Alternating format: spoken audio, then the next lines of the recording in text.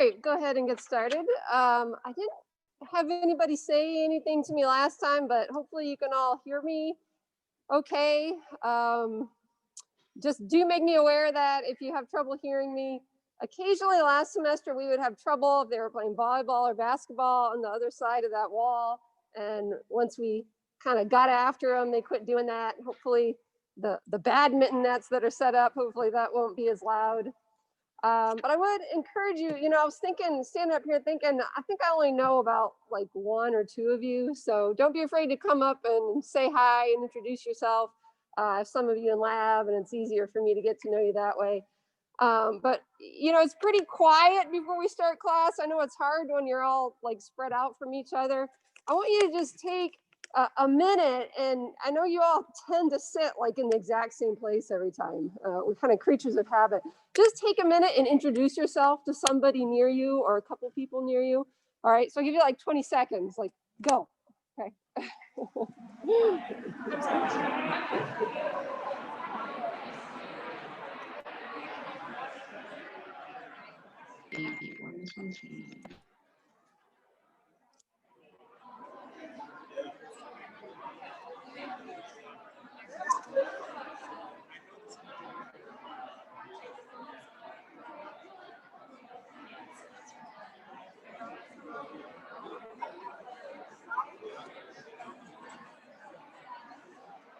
Okay, good.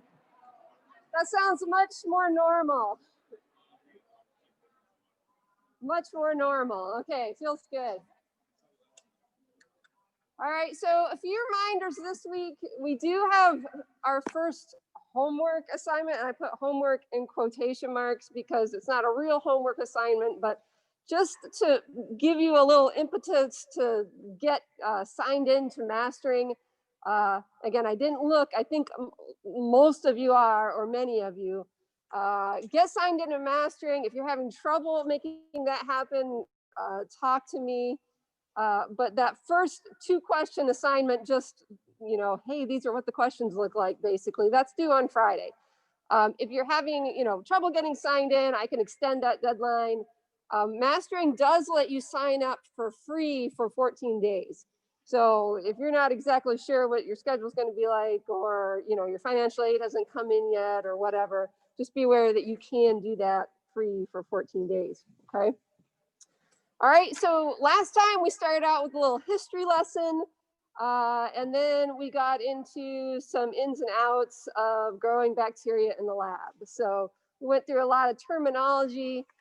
We talked about what it means to have a pure culture, right? That's really important in the lab. Usually you only want to work with one organism at a time.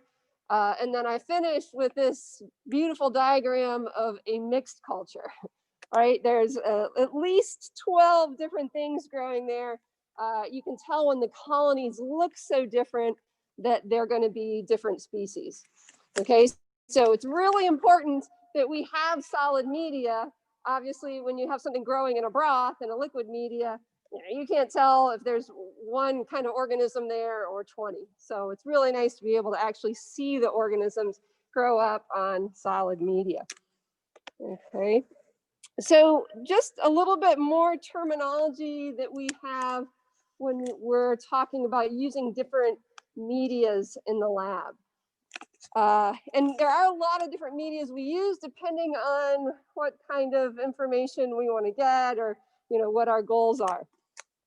All of the media, and remember, that's the stuff, that's where the organisms get their nutrition. All that media is either considered defined or complex. Okay, so a defined media is where the exact chemical composition is known.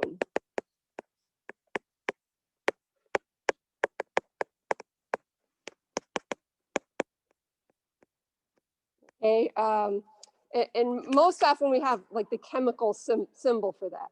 Okay, so I'm going to show you an example of a defined media recipe in a minute, as well as a complex one. A complex media is one, it's just the opposite.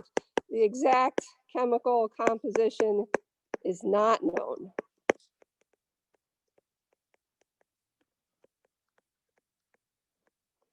Okay, so what that means is that it has some kind of nutrient that's been digested. So for example, we might have some soy extract or some beef extract, yeast extract.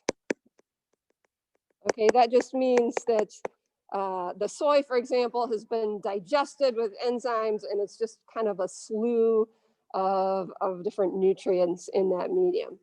Okay, so here's some examples. I don't think that I posted this just because obviously it's not anything that I want you to memorize the recipe of some media concoction, but this is an example of defined media, and it's actually called minimal media. Minimal because we would give this, if we were trying to grow up some bacterial cells that were able to synthesize most of the things that they need for life on their own. So if you were trying to grow some bacteria that maybe fixed its own nitrogen or could make a lot of its own amino acids, you would grow this on some minimal media. So if you look at the ingredients here and don't really worry about, the function, why we put it in for now, but everything here, these are all chemical signals, we know the exact amounts of everything. Okay, so sucrose, we know obviously the chemistry of sucrose. We know exactly what's in there. Okay, contrast that with a complex medium. Most of the time in the lab, especially in our micro lab over in Henry, we're going to be using complex media. These are more kind of all-purpose medias. So for example, nutrient agar. This is a very common media that just kind of all-purpose media. A lot of bacteria cells grow really well in it. Okay, so if we look at the ingredients there, I wanted to look at this a little bit more carefully, again, because it's just used so often. Peptone, this is a source of amino acids. Of course, some bacteria can make their own amino acids, but they need some to build proteins with. That's peptone. And then we have the beef extract or yeast extract. Again, just a slew of chemicals. We don't know the exact amounts. But again, this is going to be like carbohydrates. So carbon, energy source, minerals, vitamins, just kind of a slew of all that kind of stuff. Okay, this is a solid media because it contains agar.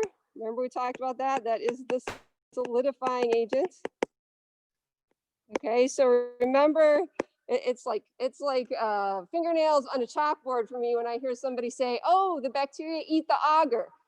Okay, they do not eat agar. That's the whole point. If they ate agar, if they used that as a nutrition source, they would digest it, and then the media would turn to mush. Right? It would liquefy. All right, so the agar is just to keep that media solid. That's the whole point. The bacteria can't digest it. Okay, the bacteria digest other things in the medium like the peptone and the beef extract or the yeast extract. Okay, salt is added not so it tastes good, but for a little osmotic balance. All right, you have talked about osmosis probably in every science class since junior high. We will review that concept because it's one that everybody needs to know, but you don't want your bacteria cells gaining too much water or even worse, losing too much water. So you want to keep pretty close to an isotonic medium for those cells. And then you add a certain amount of distilled water. And for this medium, we pH it to about neutral. All right, so again, all-purpose medium is considered complex because it has some kind of extract in it. All right, culture medium can also be either selective or differential, or it could be both, or it could be neither one. Okay, it's either going to be either complex or defined. It could be either selective or differential as well. A selective media is one that contains ingredients that inhibits certain growth. Say certain kinds of cells. Okay, so the key word there is inhibits. Okay, so there's going to be something included in that medium that will make it so certain kinds of cells aren't able to survive. Okay, that could be an antibiotic, it could be something else. I'll give you an example of that in a minute. Differential media. Okay, this contains ingredients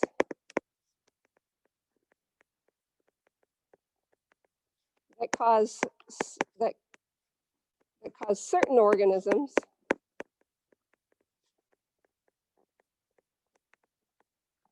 to have a changed appearance.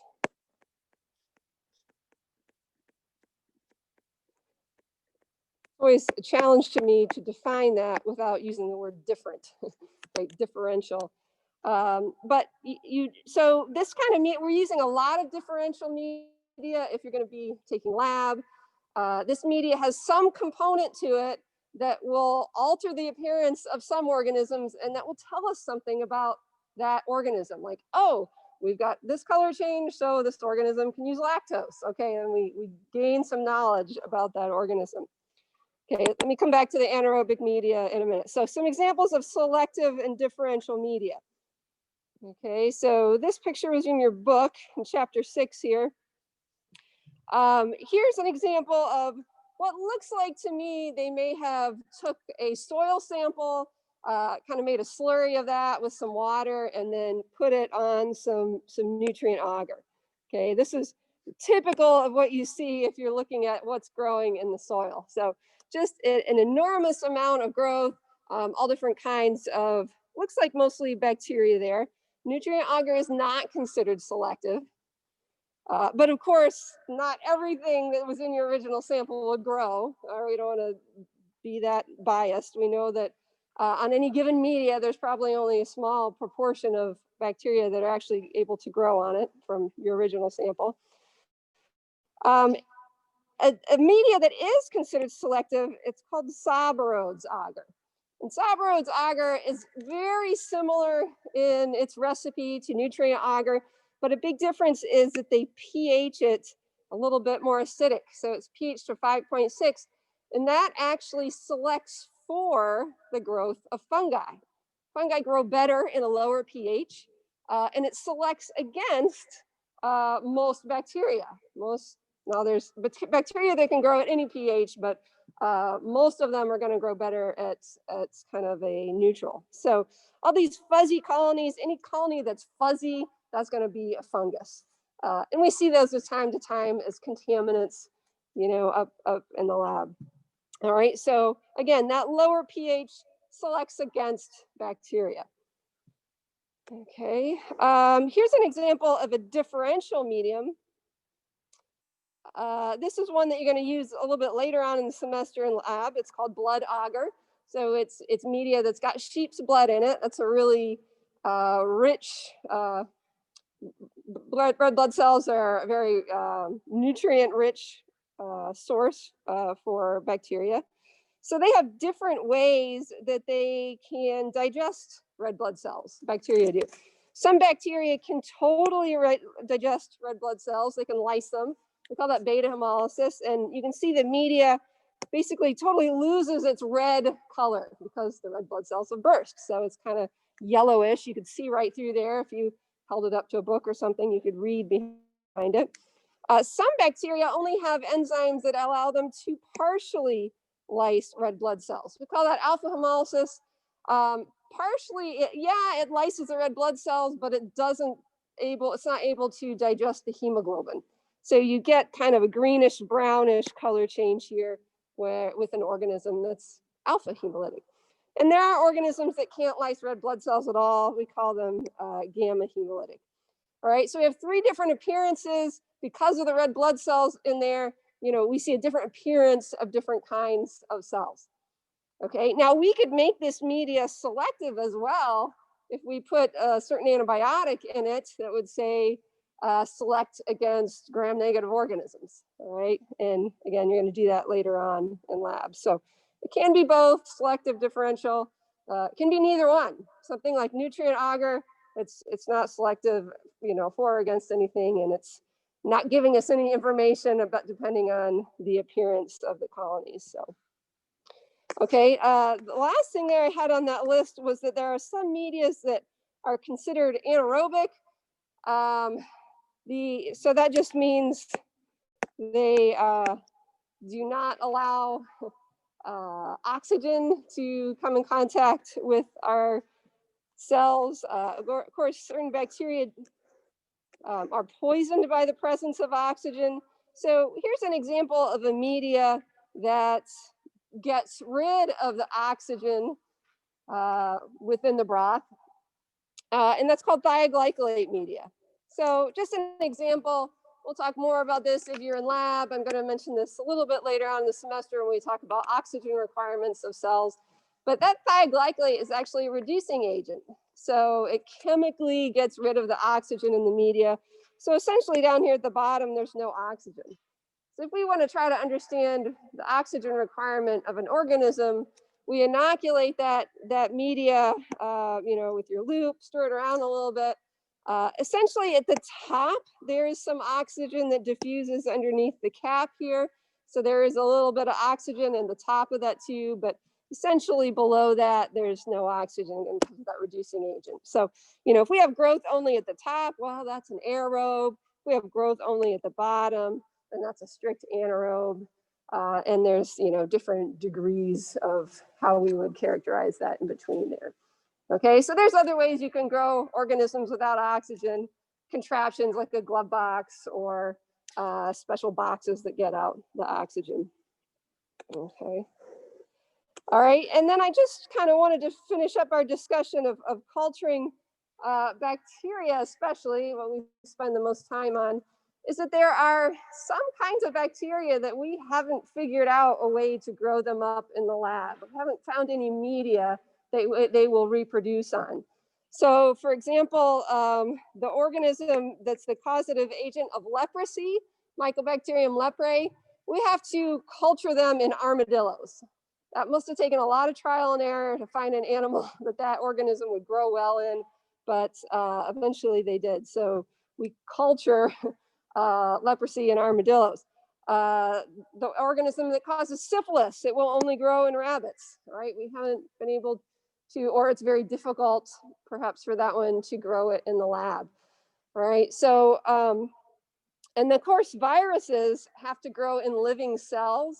So we usually use some kind of plastic weld plate or some kind of flask like this where we grow a monolayer of cells and then we add the viruses and they, so that's called cell culture.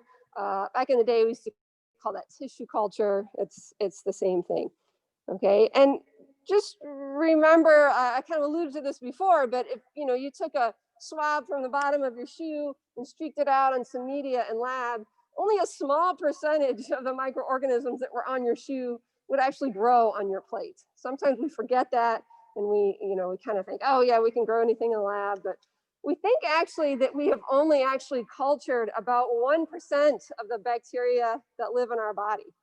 So even organisms that were around all the time, we think that a lot of them, we haven't figured out a way to get the conditions just right so that we can grow them in the lab. So we still have a lot of work to do in that regard. All right, so like I said, I split chapter 6 kind of into a few parts. So that's the first part of chapter 6. We're going to come back to the rest of it a little bit later. I want to move on to talking a little bit about microscopy. Okay, you'll be getting your microscopes out for the first time in lab next week. And that kind of spills into our discussion of taxonomy. Your book puts those both in the same chapter. So we're going to look at some general principles of microscopy. That may be some overlap again for those of you that are in lab, but kind of important stuff. And then we're going to look through some different kinds of microscopes, trying to keep in mind like what are the advantages of each kind of microscopy and maybe some disadvantages as well, and kind of what the cells look like when that kind of microscopy is used. We are not going to talk about staining in here. I kind of just wanted to mention that there is a nice section in your textbook about how we stain organisms and kind of the theory behind that. That might be helpful for you in lab to kind of read over those sections, but again, I'm not going to talk about it very much in here. I'll mention gram staining a little bit when we talk about structure of bacteria cells, but I'm not going to dwell on that. Taxonomy is a little bit more of a dry subject, perhaps, but hopefully I can convince you why it's important and how we need to have kind of a basic understanding of taxonomy. And then a couple of people that have really made some big contributions and to taxonomy. We talked about Linnaeus last time, and here's probably a new name, Carl Woese, and we'll talk about some work that he did in the 1970s. Okay. All right, so anytime we talk about microscopy, we kind of need to mention, to begin with, the units. All right, so of course, metric is the language of science. About 10 years ago, when my kids were younger, we made the New Year's resolution one year to switch to metric for our family. We were only going to use metric. And that involved changing the car thermometer to Celsius. And then after about a day, we kind of, dropped that New Year's resolution because it was just too hard. But of course, it's most helpful to use the metric system in science because you can just move the decimal one way or the other to convert between the units. Okay, so we need some units to describe microbes.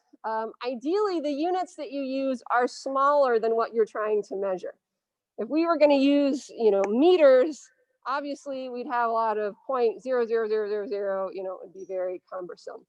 All right, so obviously if we take 1,000th of a meter, that's a millimeter. And I assume that you're all fairly familiar with that because that's still, you can make that out with your naked eye on a ruler. What's a millimeter? The largest protozoa may come close to being actually visible to the naked eye to be about a millimeter. All right, so unaided human eye, that's about as much as we can see. Okay, so we need some units smaller than that. So this is, let's see, 0.001 meter. If we move our decimal place 3 points over, and that would be 0.000001 meter, okay, that's a micrometer. Okay, that Greek mu, that stands for the prefix micro, which means a millionth of a meter. Right, so 6 decimal places if you're starting out at a meter. So that's 1 times 10 to the negative 6 meter. Okay, that is generally the most useful unit for us when we're describing the size of bacterial cells. Because on average, a bacterial cell is about 1 micrometer, or sometimes we call that a micron. Okay, so typical bacteria and archaea, we'll talk about what archaea are in a minute. Maybe organelles from eukaryotic cells might be, easily measured by microns. You can see that a eukaryotic cell, like a red blood cell, might be about 10 times bigger than what a typical prokaryotic cell would be. It's useful to have some units to be able to describe what's inside of a bacterial cell. So we'll go 3 more places to the left here. A nanometer, that's actually a billionth of a meter. So 3 more places, that's 9 decimal places to the left there. And we could use a nanometer again to describe the size of viruses, proteins, ribosomes, things that are, inside bacterial cells. Okay, so what kind of microscopy would we need to see these things? Well, we're going to talk about these, but a compound light microscope is, probably, you can see bacteria with the scopes up in lab. We can't tell anything inside of them, but we can actually see the cells, see the shape of the cells. Okay, if we want to see inside bacteria cells, we're going to need some kind of electron microscopy. Okay, and don't worry about this atomic force or scanning, tunneling. We're not going to worry about those. They do talk about that a little bit in your book, though. Okay. And there are a couple homework questions that ask you to kind of convert a little bit between the different kinds of units. If you just kind of remember what's the smallest and work out which way to move the decimal place, I don't think that will be too difficult. All right, so when we think about when we're trying to see our bacteria cells clearly with our microscope, there's really three big principles that we have to keep in mind.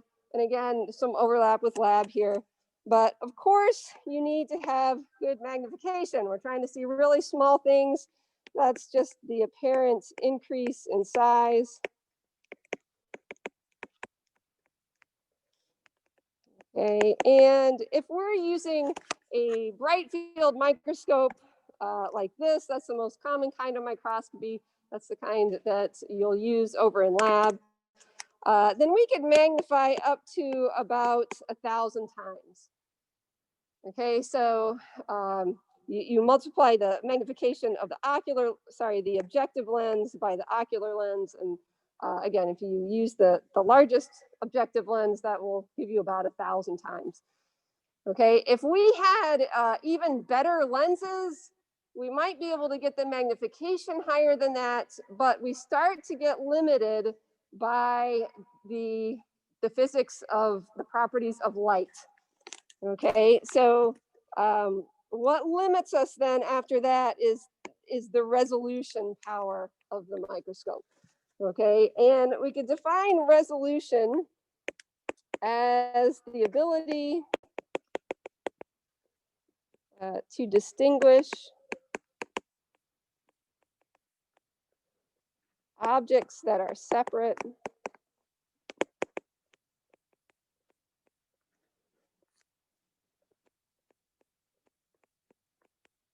okay, the ability to distinguish objects that are separate, that are close to each other.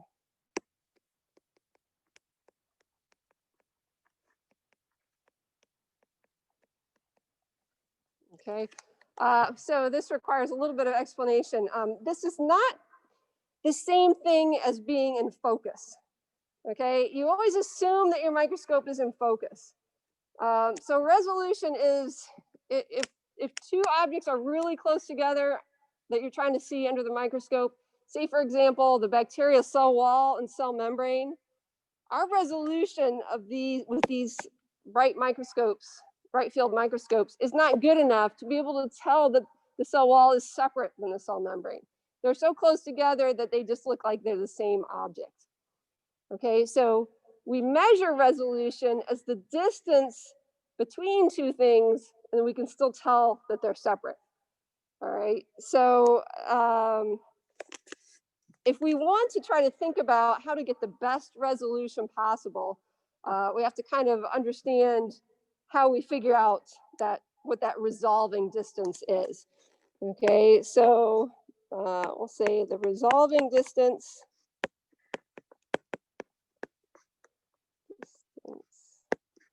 is equal to a wavelength of light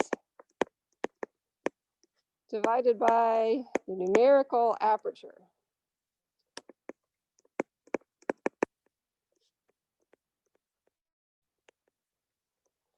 Okay, so if we want to try to figure out what can we mess with to get the best possible resolution here, the first thing to understand is that resolving power or resolving distance.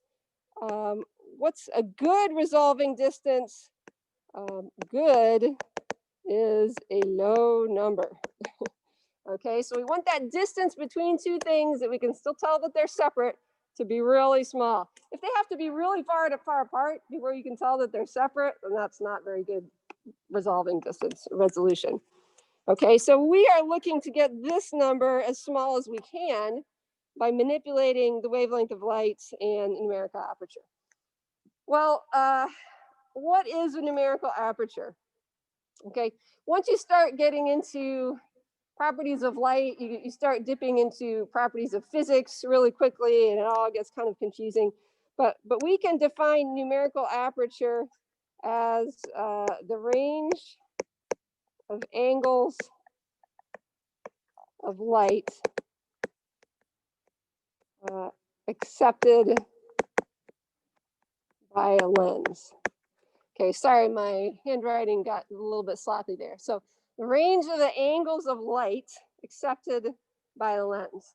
All right, I'm gonna make that more clear in just a minute. First of all, let's focus on the numerator here, the wavelength of light.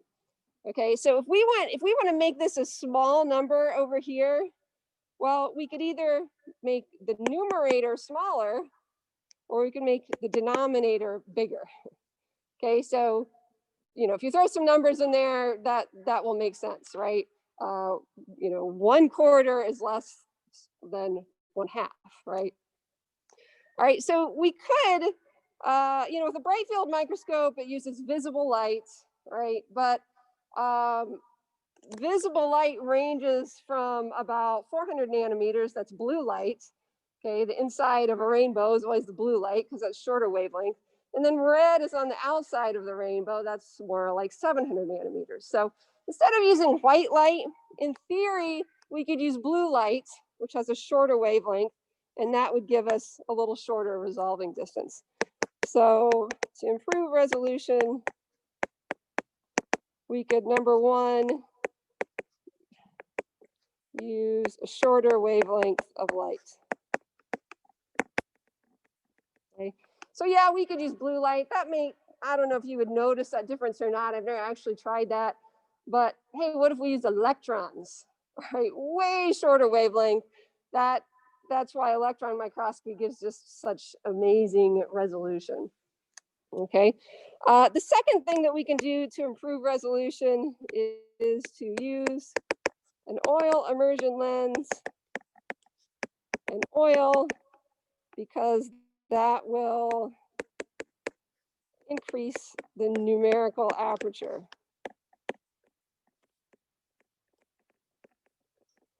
Okay, so the graphic that I have on the next page, hopefully will illustrate that a little bit better. Okay, so when we look at cells in lab, we are almost always, the goal is we see them under oil, immersion lens, and oil. So the reason is, here's an objective here used without immersion oil. Okay, so when the light comes up through the stage, through the glass of the slide here, here's your cells. Usually we don't put a glass cover slip on there, but okay, say there was a glass cover slip on there. When the light hits the air, it refracts. The air has a different refractive index than the glass, so it's going to bend a little bit. Okay, so when you're using, say, low power, medium power, that's what happens. But if you have a special lens, and again, this is an oil immersion lens that's specially designed to actually touch down into a drop of immersion oil. Then when the light comes up, through the light source, through the cells, into that oil, okay, the oil has the same refractive index as the glass, so the light doesn't bend as much. All right, so what we get is we are accepting a larger angle of light, larger angles of light that actually come up into this objective lens, okay, rather than being lost. So we're actually increasing the numerical aperture here when we use oil and oil immersion lens. Okay, and this lens won't focus if it's not down in oil. Okay, so sometimes it's easy to get confused about that, like, oh, I got the wrong lens in there, and oh, you don't want to get oil on these lenses, it makes them all dirty so you can't see through them. So it's something to be careful of. But again, that's why it does improve the resolution, because it makes the numerical aperture a little bit bigger. All right. All right, the third thing that we need to think about besides magnification and resolution is contrast. And you all know what contrast is. We're going to define it as the ability of cells to stand out from the background.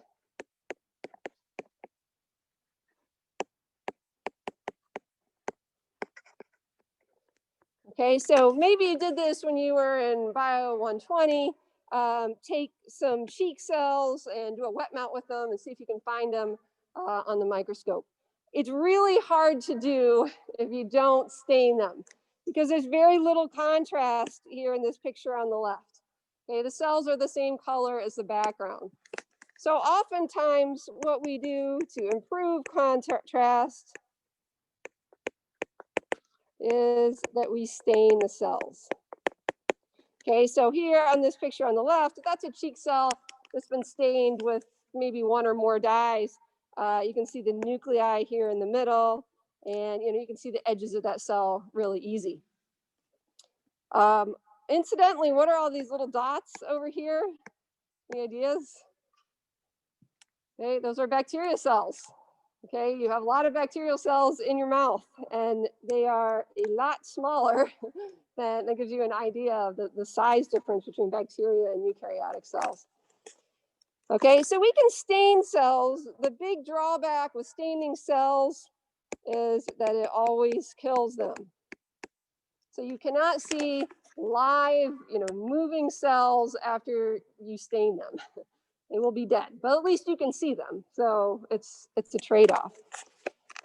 If you don't stain cells, sometimes you can get a little better contrast if you dim the light. Okay, and this takes a little bit more practice, but if you do some bacterial cells in a wet mount and you dim the light just right, then you can see them if you're kind of practiced at it. You turn up the light, it bleaches everything out, but if you dim it just enough, then you can kind of see them a little bit. Okay.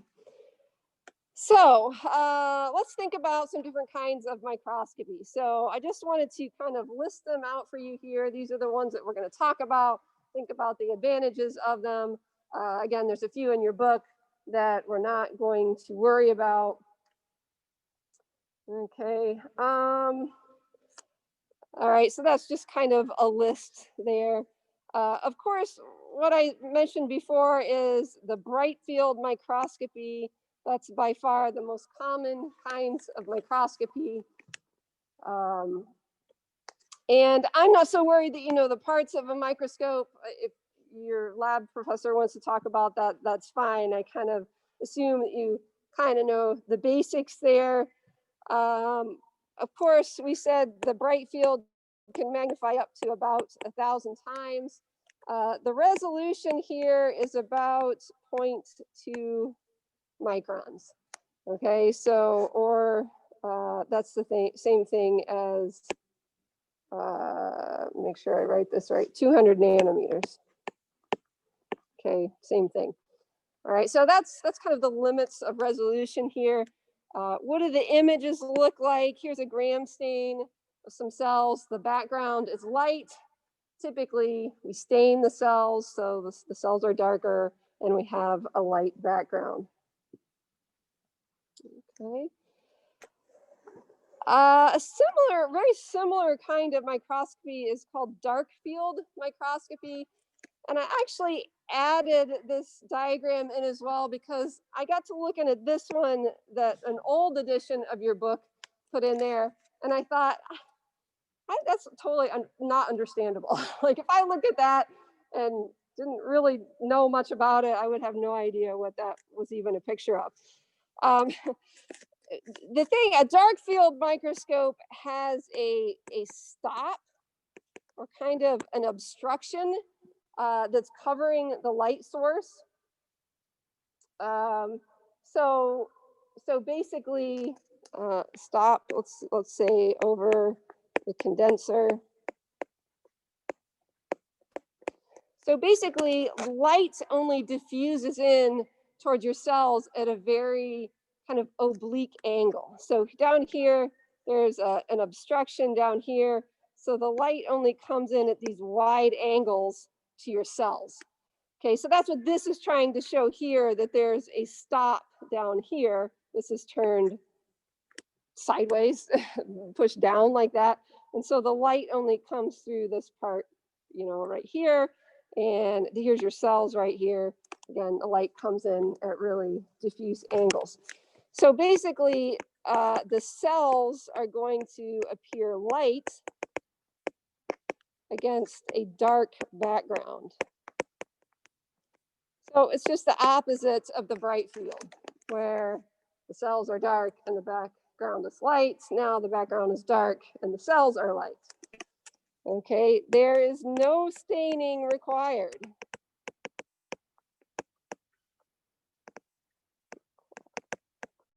Okay, so the upside there is that you can see living cells.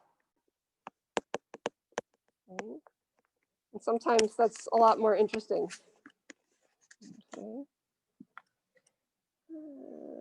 All right, so I'll show you an example of that, what that would look like in just a minute. Okay, phase microscopes. So both the dark field and the phase microscopes have the advantage that you don't need to stain cells. Okay, so again, no staining required. You get good contrast without the staining, so we can see cells when they're alive. Your book in this edition omits the kind of physics explanation of what's going on within the microscope. The basics here is that when light rays, and we're just using visible light here, when light rays are in phase, they're brighter. If you have the light rays that are out of phase, so like a trough mount lining up with the high point, then that's going to give you a darker light. Okay, so bright rays in phase, bright rays out of phase, it's going to be darker. Okay, so basically there's a phase plate within that scope somewhere that knocks the rays that have come through your cells, it knocks them out of phase even a little bit more, so that we get a little bit more contrast. Okay, so contrast created because the light rays are out of phase. Okay, so that's what gives us the nice contrast. There is a kind of more complicated version of a phase contrast microscope called a DIC, and that stands for differential interference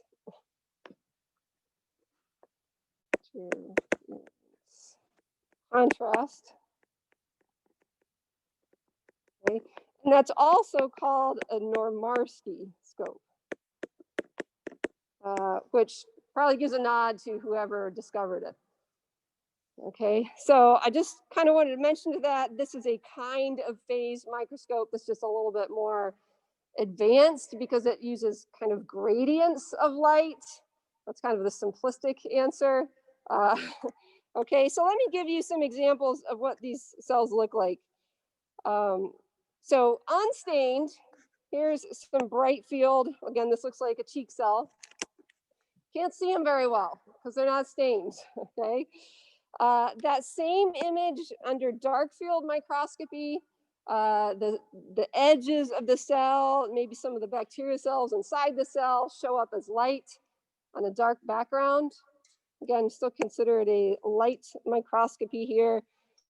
With the phase contrast, we get a little bit of this kind of halo effect here. That's kind of an artifact of the, I don't know, the phase system there where they're manipulating light, but it is pretty good contrast. That's a pretty nice clear image there. We didn't even have to stain anything.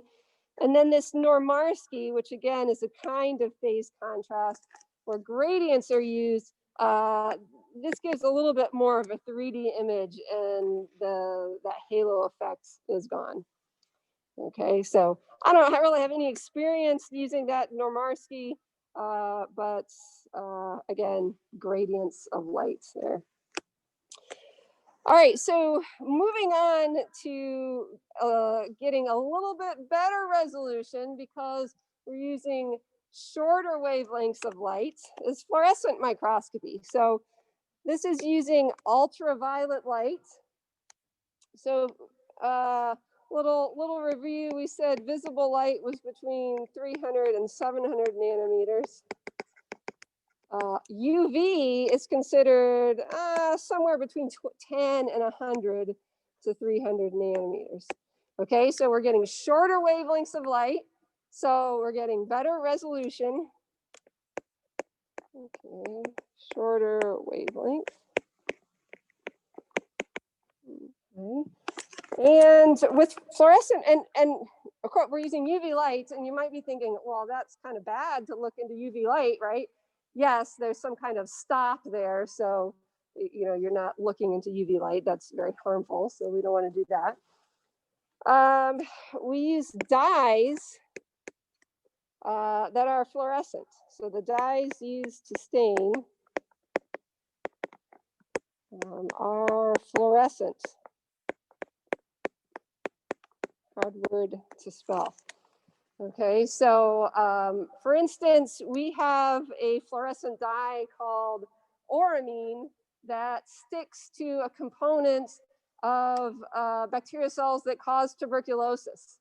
So this has always been a really powerful tool for diagnosing tuberculosis. This here is a sputum sample. So it's what a patient has coughed up from their lungs. That looks like maybe just a wet mount with some bright field microscopy. But if then you add that fluorescent dye that sticks to a component of the cell walls of that bacteria, and you look at it under a fluorescent scope, ooh, those bacteria cells fluoresce, okay? And now you can see them. Okay, so that helps us diagnose whether a patient has an active case of tuberculosis or not. Okay, so yes, it has a black background like the dark field, but the cells here are colored, some kind of green or red or orange dye there. Okay, and an even more powerful use of fluorescent microscopy is called immunofluorescence, where we would tag an antibody to a fluorescent dye. And we'll talk more about antibodies later on in the course, but they are extremely specific. We can make an antibody to recognize, just kind of a slight variation of some protein on a bacterial cell. Really, really specific way to get only certain things to fluoresce. So, for example, this picture has antibodies tagged to a fluorescent dye that will only recognize some protein in the cell wall of the organism that causes bubonic plague, Yersinia pestis. Okay, so again, really helpful diagnostic tool. And I guess, I don't know, they still consider this light microscopy. So even though it's UV, I guess it's still considered light. Okay, and then we have what's considered, at least by the manufacturers, whoops, sorry about that, as being kind of a bridge between light microscopy and electron microscopy, are confocal microscopes. Okay, at least a bridge in terms of price and kind of, resolution power. But they also use UV lights, but they use UV lasers.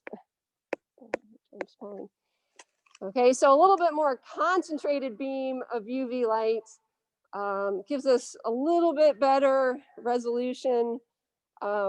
Basically, these are hooked up to a computer, so that image is actually, you take 3D, the computer takes 3D slices of that image, or sorry, cross sections of that image, and then puts it together into a 3D image. So you look at it through a computer screen, but you can kind of turn it around and see different kind of edges of it. We do have a confocal scope over in Kinchi. I've talked to students that have gotten a chance to work on it, but I haven't actually myself. Again, less expensive than electron microscopes and a little bit more powerful than a lot of our light microscopy.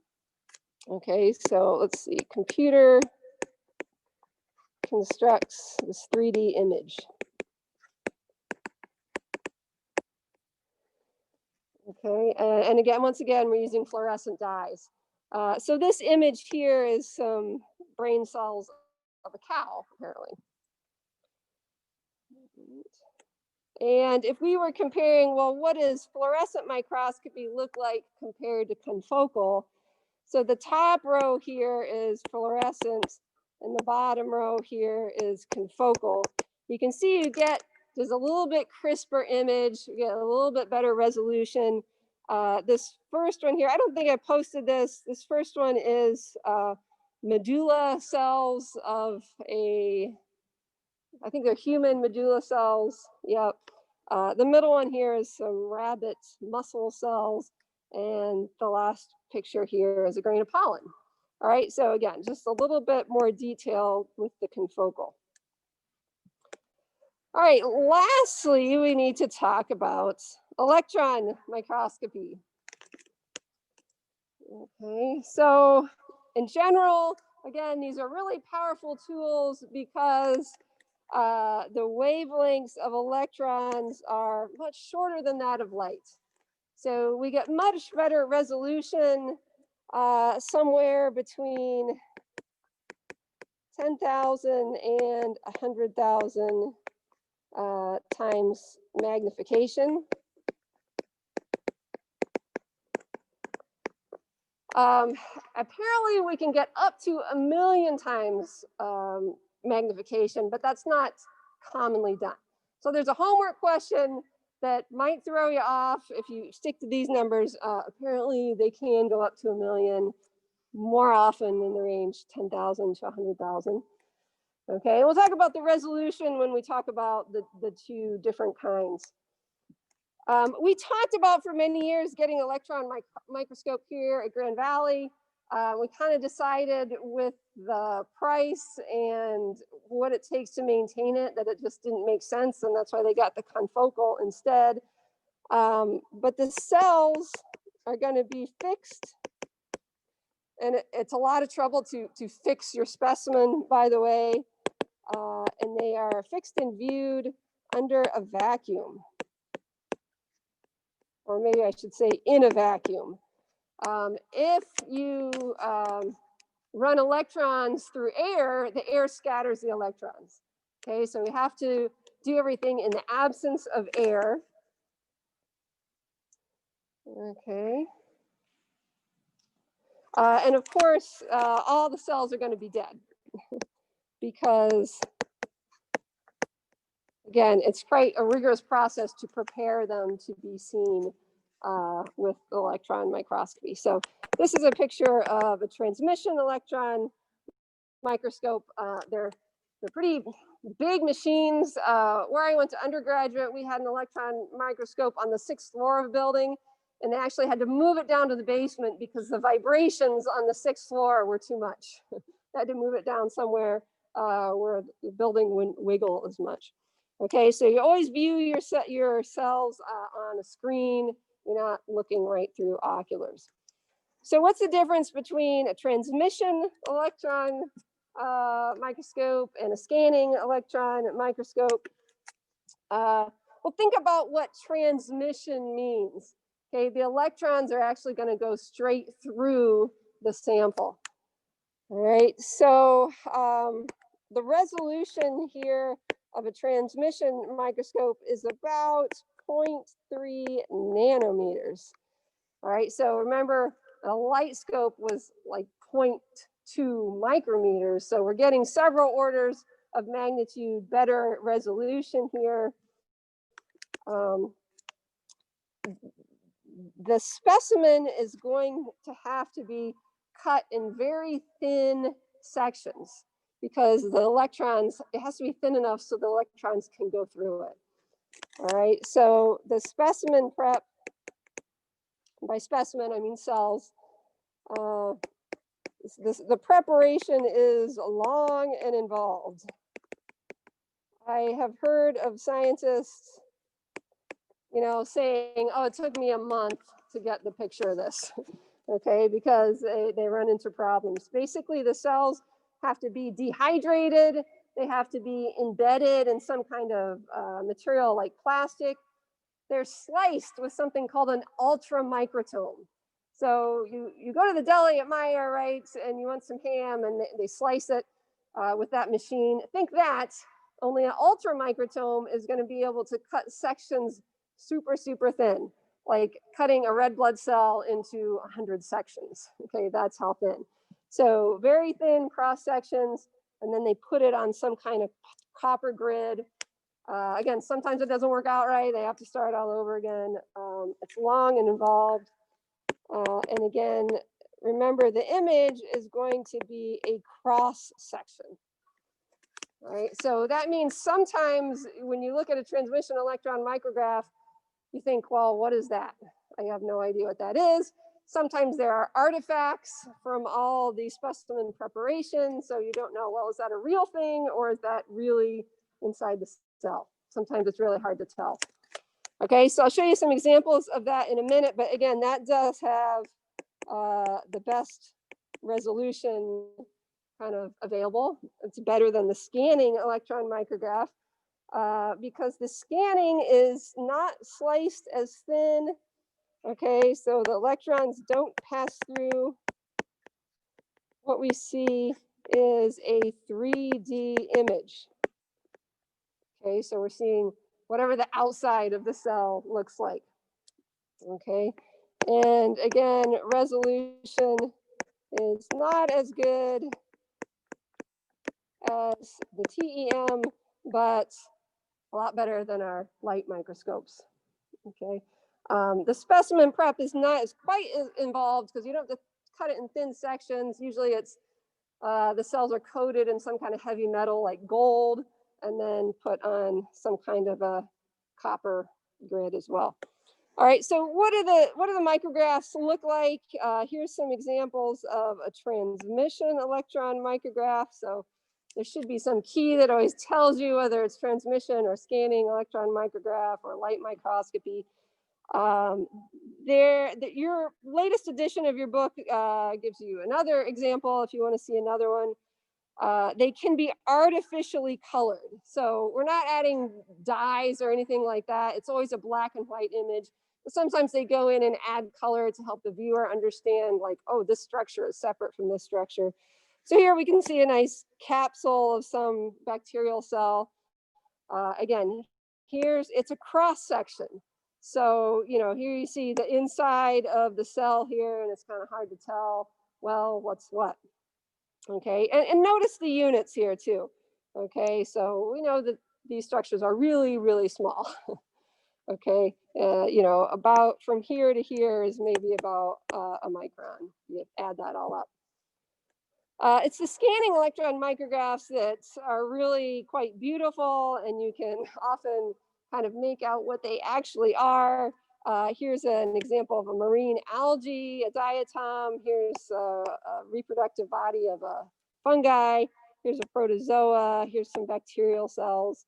Okay, so a little different units here, or the scale here is a little bit different, and again, they add the color back, just to kind of make it look nice. All right, so 3D images for scanning electron micrographs. Okay, any questions about microscopy? That was kind of a whirlwind introduction to microscopy. Okay, all right, so continuing on, this is still in chapter 4. We'll talk a little bit about taxonomy. And like I said, these slides are a little bit dry, but it's a pretty important topic. You might kind of have an idea of what taxonomy is. It's the science of taxonomy actually consists of 3 things: classification, nomenclature, and identification. So classification just refers to putting the organism in a group. And there's many different levels of classification. Okay, so assigning organisms into groups. Nomenclature, that refers to naming rules. Okay, so what we call organisms, sometimes that changes over time. I'll get back to that in a minute.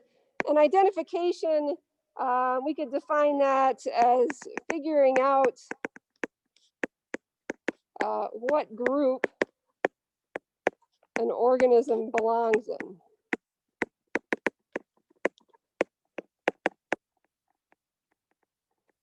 Okay, and there's really nothing about taxonomy that is straightforward or easy, especially with bacteria.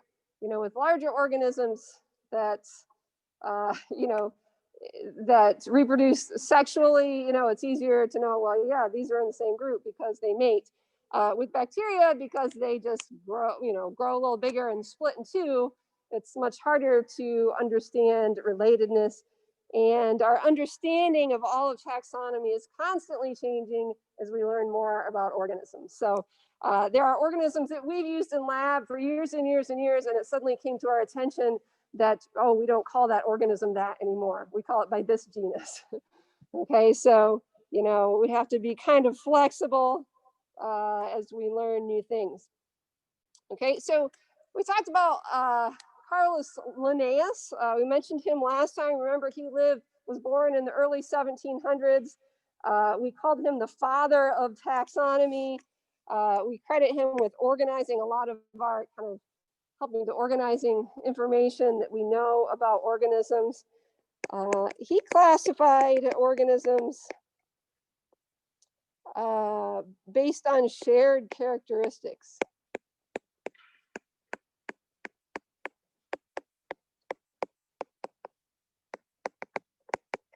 Okay, and we do that to some extent today as well.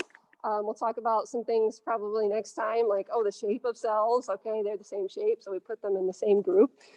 And he called groups that interbreed,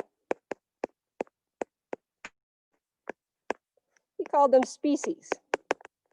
Okay, so remember our levels of taxonomy that probably you learned in 9th grade biology. Kingdom, phylum, class, order, family, genus, and species. King Philip comes over for grape soda. Okay, that's how I always learned that. Okay, stay tuned. There is another level above that we're going to come back to. Okay, so Linnaeus decided, oh, species, we'll classify those as organisms that interbreed. Of course, we can't do that with bacteria. So we have decided that bacteria that share basically 70% homology of DNA, we consider them the same species. Okay, now with bacteria, sometimes there are variations within a species. We know that not all E. coli are created equal. We have lots of E. coli in our gut that help us digest food, but there's also E. coli that can kill us. If we ingest, say, an uncooked hamburger that's been contaminated by a strain of E. coli that has the ability to make certain enzymes or toxins that can shut down our kidneys. So below species for bacteria, again, there are variations of species that we call strains. Okay. Linnaeus is famous for using or helping to develop binomial, I don't know how to spell this, binomial nomenclature. Basically, he's the one that decided that all organisms should have a two-part name. So two-part naming, okay? And he decided that we should name species in a Latin, we should give them a Latin name. He was Swedish. If he decided that, you know, every organism should be in Swedish, then, you know, the rest of the world, that wouldn't really catch on. So we wouldn't want the Swedes calling one organism one thing and the French calling it something else. We want to have a kind of in common. So he said that all organisms should have a Latin name. So for example, we'll name something and then kind of make it sound Latin. So for example, Escherichia coli. Okay, the genus here is Escherichia and coli is the species, of course. And the rules that Linnaeus came up with, he said, well, the genus should be a noun and the species should be a adjective. It should describe the noun. Okay, so Theodore Escherich, he was the one that came up with, that discovered this organism, and he called it Bacterium coli. Coli meaning of the colon. Later, it was renamed in his honor, Theodore Escherich, so they called it Escherichia coli. Okay, so we don't always adhere to those rules, but very often, bacterial names, whoever discovered them is kind of the genus, and then maybe there's something to describe that in the species. Staphylococcus aureus. Aureus is Greek for gold. So those colonies are kind of yellowish. So oftentimes that's where some of the names come from. And of course, we want to learn how to write these grammatically correct. Okay, you always are going to capitalize the genus and lowercase the species. Okay, some reason everybody wants to capitalize the species, but correctly written, it's lowercase. And if you're going to handwrite them out, you should underline them. If you're going to type the genus and species, it should be italicized.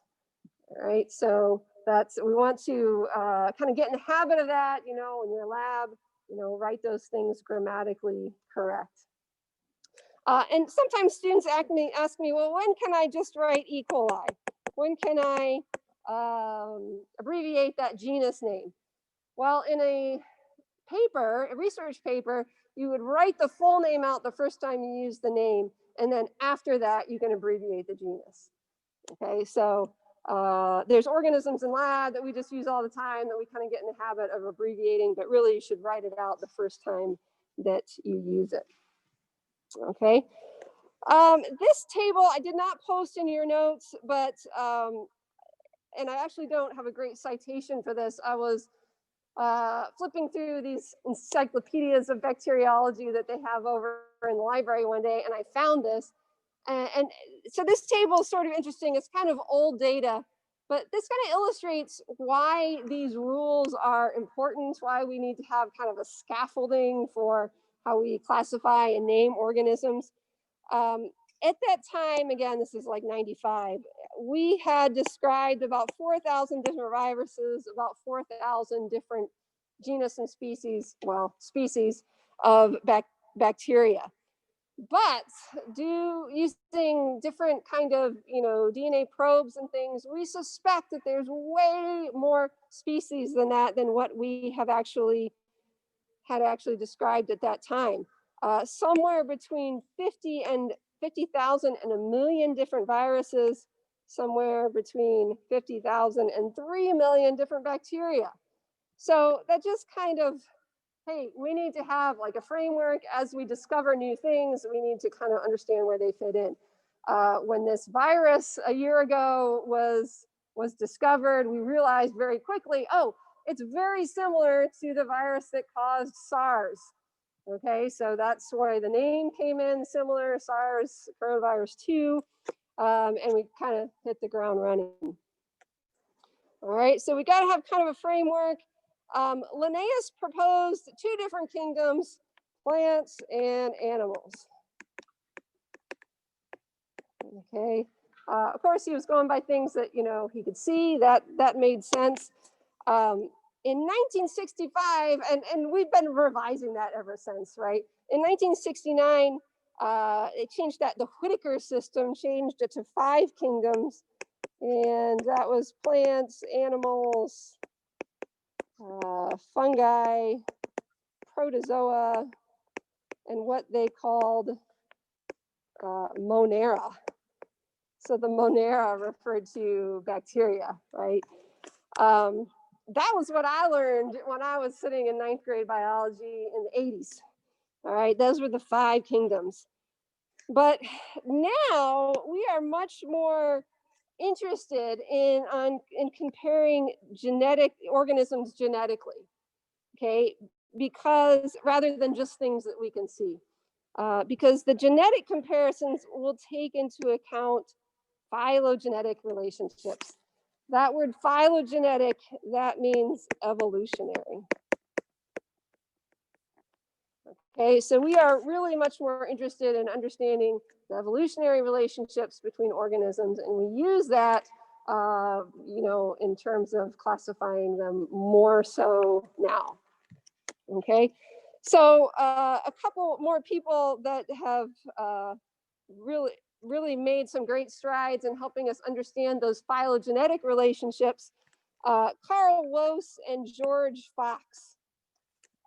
In 1970s, they set about to sequenced the ribosomal RNA of many organisms because they were trying to figure out the evolutionary relationships. And sequencing at that time was really laborious, painstaking work. We can do it really quickly now, but back then it was a lot of hard work. Why did they choose ribosomal RNA? Well, ribosomal RNA is what makes up your ribosomes. And if there is any kind of big change in the ribosomal RNA, then the ribosomes are not going to work. And of course, what happens at the ribosomes, that's where the amino acids are put together to make proteins. So if something wasn't working right with that, typically the organism would die. So basically the rate of change in ribosomal RNA, that mutation rate was really slow, they reasoned, and that's why they used ribosomal RNA. And they expected, as they sequenced ribosomal RNA for many different organisms, they expected to find two big groups, the eukaryotes and the prokaryotes. But that's not what they found. They actually found that there were three different groups, three very similar groups, distinct from each other. Okay, so they use that to say, hey, there needs to be a level of taxa above kingdom that we're going to call domains. Okay, so when I was talking about the levels there, above kingdom, there should be domains. And we're going to call those bacteria, archaea, and the eukarya. Okay, I got a few more minutes here. Okay. And for some reason, your book does not include this phylogenetic tree of life. Okay, they came up with this and it was kind of accepted and started going in textbooks in the early 1990s. Okay, so again, evolutionary relationships based on that ribosomal RNA. And I know that most of these, all these names down here, these are correctly called kingdoms now. I don't even recognize most of those, so don't go through memorizing them. We are up here. We now know that we're actually a little bit more closely related to fungi than maybe fungi and plants, but okay, so there's the eukarya. These are all protozoa here. The bacteria, kind of our true bacteria. We got our gram positives, the proteobacteria, most of our gram negatives. And then there's this other group, the archaea. Okay, these are also prokaryotic organisms. Lots of them live in extreme environments, high salts, no oxygen, very hot environments, but we know that there's archaea that live in our bodies as normal microbiota as well. We don't spend a lot of time on this in this class because they do not cause disease, at least as far as we know. We haven't found any that cause disease. Where would you put viruses on this scheme? Kind of a trick question. Viruses don't have ribosomal RNA, so they wouldn't be on here at all. But one more thing I'll leave you with, here's an interesting thing right here. If you look at this branch point right down here, you would expect the archaea to have a closer common ancestor with the bacteria because they're both prokaryotes, but that's not what we find. We find that they're actually more closely related to the eukarya. So we'll talk a little bit more about that next time. We'll finish up, get into a little chapter 11.